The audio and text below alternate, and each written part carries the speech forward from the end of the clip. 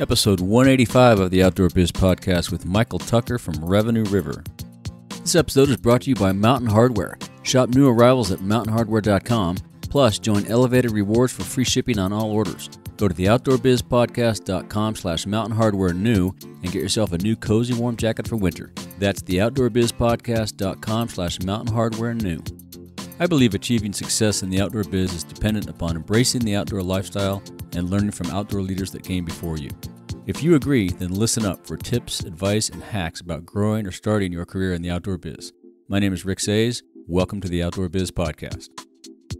On this episode, Michael Tucker and I talk about how online digital marketing and sales innovation is another tactic that will help businesses reach more consumers, grow sales, and engagement. But before we get into the interview, my book Trails to the Top went on sale today on Amazon. Go to amazon.com and search Rick Sayes or Trails to the Top and grab your copy. The Kindle version will be on sale for a limited time at 99 cents and the paperback for $9.99. Great stories, outdoor career advice, and more from guests on the Outdoor Biz Podcast. You'll be entertained, and you might even learn a little something from these characters. Hey, Michael, welcome to the show. Hey, Rick, how's it going? Thanks for having me. Yeah, going good. How you doing this morning? Oh, can't complain. Starting to feel like fall. Leaves are changing colors, all that fun stuff. Yeah, we're getting the same thing here. I was up at Rock Creek, about 10,000 feet this weekend, and the colors are starting to look pretty good. So, and you're in Boulder, right? I'm in Golden, actually. Oh, okay. Yeah, so it's a little bit delayed down here, but I spent the weekend doing some scouting up in northwest Colorado and listening to all the elk bugle and cool. Just watching everything change scenes up there. Nice, awesome. So let's start with your introduction to the outdoors. How'd you get introduced to the outdoors? Sure. I mean, growing up, my family was not terribly outdoorsy. I'm from as Burbsy of a community as you can imagine in Texas. So outside of a mall and a bowling alley, there wasn't a lot of exposure or anything like that. There was like a creek we would play in as kids. But, I mean, I'd really kind of say what set the hook for the outdoors industry and just my general passions. My mom got a wild hair. She's a triathlete, Ironman level, all that kind of crazy stuff. She just called me up one day when I was in college and said, hey, we're going to go climb Pikes Peak. And I was like, all right, sounds like fun. And at 13 miles later and some altitude sickness, I was hooked on it. So wow, that's cool. Yeah, it was started pretty quickly there. And then I haven't been able to slow down since. Now, how old were you when you moved from Texas to Colorado? Let's see. I was about 26 or so. Okay, yeah, so later. Yeah, right. Later. Did you go there for college, or how'd you get to Colorado? So I moved up after college. I spent about 4 or 5 years in Austin in that central Texas area, and Austin got a little too trendy for my taste, and a couple of outdoors things I tinkered around with there had gotten a little repetitive, and I kind of needed a new challenge or something a little more crazy. Gotcha. And so tell our listeners about your career. You've had a unique path to an outdoor career.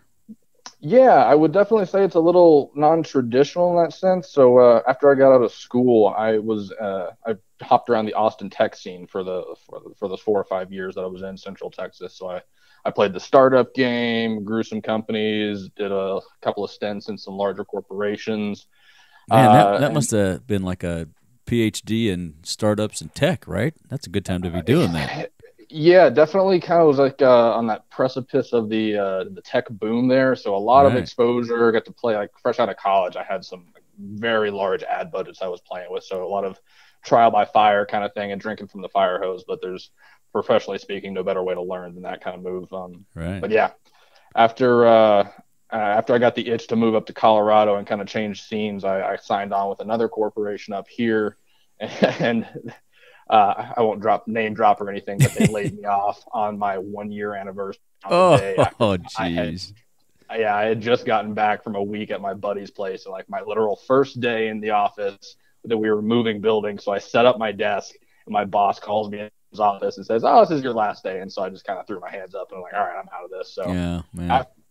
It was not the best in that sense, but after that, I decided to change things up, and I landed at the agency that I'm at, Revenue River. Started there with a kind of a different career shift, dealing with a lot of more systems kind of related work out of the advertising gig, and then we decided to spin up an e-commerce division, and we're all outdoor nuts here. Everyone's either a hunter or a fisher or a camper. I mean, it's Colorado. You kind of you get the gist, and then So I got this opportunity, and with that, we've got a couple of friends who just kind of had their foot in the industry door, and we've just been going at it as hard as we can, trying to break in and get into this really cool space where the business meets the passion kind of thing, and it's kind of the win-win that everyone hopes for in life, I think. Awesome, that's great for you. And you have a strong systems background, right? How did that come out of your time in Austin, or how'd you get into the systems side of the world, the tech world? So I think if you cracked open my skull, it would probably look like an Excel spreadsheet or maybe a flow chart. So I've always been a bit of an analytical thinker and very just kind of logically minded. The advertising stuff I did in Austin, that was all systems based. It's Google AdWords, all that kind of demand generation stuff where it's paid ads and you got to tinker with bidding and targeting and all that stuff. And it's really just kind of playing a game. And then when I moved careers after moving up here, I got into CRM architecture and sales system build out. So that's all like the backbones of businesses and what's things. What's CRM for folks that might not know? Sure. So it's customer relationship management. Okay. That's where, say you contact a company, you're going to go into the system. And so the emails that you get, how salespeople follow up with you, like your general profile as you interact with an organization, that kind of thing. Right. And then after I got out of sales systems and moved into the e-com game, it's very similar. Now it's much more like higher level business strategy. So we're taking your e-commerce systems, your ERPs, your CRMs, all your advertising and marketing components, and we build these I think they're very simple to read, but that's my analytical mind, like a very big flow chart essentially of how your They're simple to you. I'd look at it and go, what? I don't even know what language that is. Is that systems or is that artwork? I'd say a little column A, a little column B, but I use lots of pretty colors and shapes. So it usually helps people who like start to tune me out when I go on my rants. Help them kind of stay a little dialed in. Right. That's cool. And so what kind of things are you doing in marketing and automation these days? I'm a little interested in that, and I'm sure a lot of folks that have businesses, we all need more of that. That's the way to grow and interact these days, correct? Yeah, I mean, that's really the key to scalability and efficiency. It's you got to figure out not only who your audience is, but how they want to interact with you. And after you kind of start to really dial that in, the automation comes in a multitude of ways, whether you're using chatbots online or you're using very programmatic style advertising campaigns, or you've got your content deliveries. The whole way the world operates nowadays is all based on automation. So you can always tell someone who does it really well versus someone who does it really poorly by how happy their customers are. Oh, interesting. And can you start out small and just layer on as you grow? How does that work? Absolutely, and that's the way we at least personally here recommend that kind of approach for any hunters or folks familiar with firearms. I kind of use an analogy where there's a rifle where you're talking with a bullet, and then there's a shotgun where you're talking with a bunch of BBs. And so the people who do it poorly use that shotgun style approach where they just try to throw a bunch of stuff at the wall and see what sticks. That rifle approach where you're taking a very precise, aimed and timed play, that's where the success comes from, and that's something that you have to build and layer in over time. If you try to drink from that fire hose, that's where there's so much you can get your wires crossed, poor customer experience, bad technology, connections and integrations. That's not the way you want to do it. So you want to definitely stage that stuff out and move it at the pace of how your business operates. And if you use that shotgun approach, you really can't tell what's working and what's not working because you got 57,000 things out there. You hit the nail on the head, my friend. Okay, yeah. I'm still dabbling in that, but it's way over my head, most of it, so it takes me a long while to figure that out. But it seems like it makes sense once you explain it that way, right? If you take the tip of the spear and you work from there outwards, you'll probably be more successful. Absolutely. It's the same. I mean, that kind of mentality carries across, I think, all of the major technology and marketing disciplines. The same thing with advertising. Someone comes to you and says, here's $100,000. Go advertise. And they try to spend all of it as quickly as possible. And they're like, okay, I think this thing kind of worked over here. We tried to play with it over here. And it's like what's the scientific method or whatever. You go all the way back to high school. You got to be able to prove your variables and prove what's having an effect and what's not. And if you can't have those clear answers, then you're no better off. And how is that helpful to outdoor and adventure businesses? Do you think a lot of them are using the right targeting, or are they still in the third inning of a 9-inning game, so to speak? I would definitely go with the latter there. It is as consumer focused and just the style of products and the purchasing engagement, it is honestly baffling to me to see kind of how behind the curve the outdoor industry is.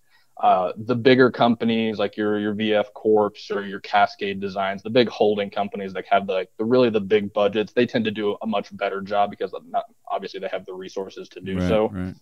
But a lot of shops where maybe they're still privately owned or something of that notion, that still have some money to play with, like they're just so behind the curve and they're still trying to play this brick and mortar game, which, don't get me wrong, is definitely important. It has to be accounted for as it's kind of the traditional way the industry has always gone to market. But if you look up any stats on millennials or anything like that, the buyer mentality and the buyer behaviors are really starting to shift. And that's where I think a lot of companies are falling behind. And tell us about Revenue River. Is that what you guys do? Help people get into that CRM marketing automation? Yeah. The fun thing we say is we make our clients money. I think that's good. Fancy way. Yeah. The fancy way of putting that's we call ourselves a comprehensive digital growth agency. So, in layman's terms, we're a full service shop. I know that's kind of a cliche thing to say, but really everything from systems, integration, sales systems, e-commerce stores, website design, advertising, multimedia, paid media, SEO, digital marketing with content, and all the strategy that ties it all together. Like that's our kind of, I would say our secret sauce is by having everything in one house. It's not a kind of a copy and paste approach that I feel a lot of other players in the space tend to go with. It's very manipulated and kind of massaged for the individual business, what stage they're at in their maturity arc and what they need to kind of grow what their specific goals are. Gotcha. And so do you have any suggestions or advice for someone wanting to get started on this? I mean, if they, I think the challenge with a lot of these small businesses in the outdoor and adventure business industries are they're still kind of bootstrapping, right? There's not a lot of revenue. How does someone, because I'm sure this stuff isn't cheap, so how does someone get started? What would you say? Where would you direct them? I mean, it's twofold. I think there's the strategic aspect where, I mean, you look at most kind of entrepreneurs or folks that are just getting off the ground, they're kind of doing things to do things, which is definitely kind of a necessary thing when you're talking about being that small. You just have to kind of jump. Yeah, you're throwing stuff on the wall to see what sticks, right? A little bit, yeah. And that's where I kind of caution folks to go, like, yes, you have to do some of that, but the strategy piece behind it, even if it's rudimentary or immature or it's just kind of a best guess, like that really helps kind of give your whatever it is you're trying to do some shape and foundation to either grow off of or at least start with a baseline to later change your guess. But on the system side, I mean, there's plenty of free technology or pretty cheap technology out there. It's definitely not as automated or user friendly in some instances and requires a little bit more of that manual love to get it to work correctly. But by all means, you can build a basic system that does that 80-20 job pretty well without spending the big bucks. And then when you get to that point, you've got either the investment funds or you've got the homegrown capital, then you can start buying off on the bigger technologies and really building out that sophisticated machine. And are some of those smaller options easier for folks to go online and figure out and learn, or do you have to have, because some of the stuff I think is a little overwhelming tech-wise to people? Yeah, I mean, that's I think the beauty of today's day and age. Everything you could possibly want to know is out there. You just have to spend a little bit of time to kind of mess with something that you might be a little unfamiliar with. There's more video tutorials, content pieces, and you know what to do with. And for the most part, I think most technologies do a pretty good job of at least getting that basic foundational stuff of here's how it kind of operates. Then you just kind of pull up a best practices article on the side and you check some of those boxes. Like you're pretty far ahead. Whether you think so or not at that point. Yeah, there's a lot of plug and play stuff. So from the time someone decides they want to implement a CRM program to the time they can have a basic program up and running from some of these plug and play things, how long do you think that takes? 30 days, 45 days, week? If you're talking on the simple end, I think you're probably super simple. Small business, yeah. Yeah, I think super simple, you're probably looking about 30 days or so, give or take. So it's doable for some of these smaller folks to get up and running and plug Absolutely. in. Yeah, gotcha. And you just got to be able to wear a lot of hats and move quickly. I mean, that's I think how Revenue River and likely you and yourself are like that's the game you got to figure out is I got to do a little bit of everything, but the amount of time you put into each one, like that's that ever-changing balance there. And as long as you have that kind of flexibility, like, you'll get the job done. Yeah. It's a one-man band here at the Outdoor Biz Podcast, so I wear all the hats. Some of them pretty well, some of them not so well. Yeah, everyone's got a couple that they're like, I just really don't want to do that thing, but I know I have to do that thing. Right, yeah. So let's shift gears a little bit. What outdoor activities do you participate in? So my life is very scheduled out by the season. So if it's spring or summer, I am backpacking. I am in some sort of national park or just a remote area, just trying to get away from people and enjoy some peace and quiet. As soon as the fall rolls around, I jump right into hunting season. And then the second the snow starts falling, I'm on my skis. Nice. Very cool. So you get out like a couple days a week, every weekend? A lot, huh? Yeah. My gas bill for my vehicle is pretty hefty line item expense, because I'm all over the state. And then if I get the chance to do, like, we usually try to do my little core group of friends, we'll do one big backpacking trip a year. Last year we did the what was that? We went down to the Phantom Ranch in the Grand Canyon. Nice, yeah. Decided to do that in June. Might not have been the best idea to do it at that time frame, but it was still a really good. Yeah, a little hot. Do you have any daily routines you use to keep your sanity? Meditate, walk the dog, kick the dog? Yeah. If you ask my mother, she would describe me as a militaristic, if you would, in a good way. Were you in the military? I was not at all. Wow. I think it kind of ties to that logical, just analytical thinking. Right. I'm up at 5 o'clock in the morning. I'm in the office for about 10 hours a day, come home, put an hour and a half in at the gym, cook dinner, veg for maybe an hour to do something else hobby-wise, and then back to bed. And that kind of pace, if you're familiar with like the 7 habits of highly successful people. Yeah, habit 7's that sharpen the saw. That's a big philosophy here at Revenue River. That's our kind of methodology to everything. Like, I'm a very big proponent of, it kind of sounds cliche at this point, but a mind, body, soul kind of bit. And if you don't pay one of them attention, something's going to slip somewhere along the way. Yeah, systems. Yeah, I like that. I'm a little bit that way. I'm probably not as deliberate and regimented as you are, but I'm kind of that way. Yeah. And speaking of 7 habits, do you have any favorite books or books you give as gifts? Sure. So as you can imagine, with all the systems mentality, it just kind of bounces around. I don't do great with fiction personally. I've tried, but it's just really hard for me to sit down and crank out a book. I end up reading the same chapter 3 months in a row before I remember what I'm reading. So a lot of what I read are skills-based stuff. So I love like anything by, like, say, Dave Canterbury. So like his bushcraft stuff. I always try to learn something new. I'm a big fan of doing stuff the old way or the hard way. So you don't catch me glamping or car camping all that often. I'm that guy trying to rub a couple of sticks together in the wood to get a fire going just to see if I can. Man, yeah, it is the hard way. Wow, good for you. How about a favorite outdoor gear purchase under $100? Under $100. I don't know. Give or take. I mean, give or take. Sticker. I would honestly say, and I would call it the one luxury item in my pack is there's a Sea to Summit, I think it's Arrows pillow. Oh yeah. Those really lightweight backpacking pillows. When I got that thing, it has changed the game for me in terms of just sleep system and being able to actually get to sleep pretty quickly. I consider that very much so a resource when you're out in the backcountry. Yeah. So that thing comes with me everywhere. That's a good one. I think I have one of those. I have one from there. So it's pretty nice. Folds up really small. Doesn't weigh much. Yeah, that's awesome. Super packable. Very comfortable. I put in hammocks and tents or just on the ground wherever I happen to be trying to crash that night. Do you have a favorite place you like to go to? You have a place you go to, repeatedly, or? There's a spot in Colorado. Don't give away any secrets if you don't want to, but yeah, this one, unfortunately, it's not becoming a pretty well-known secret.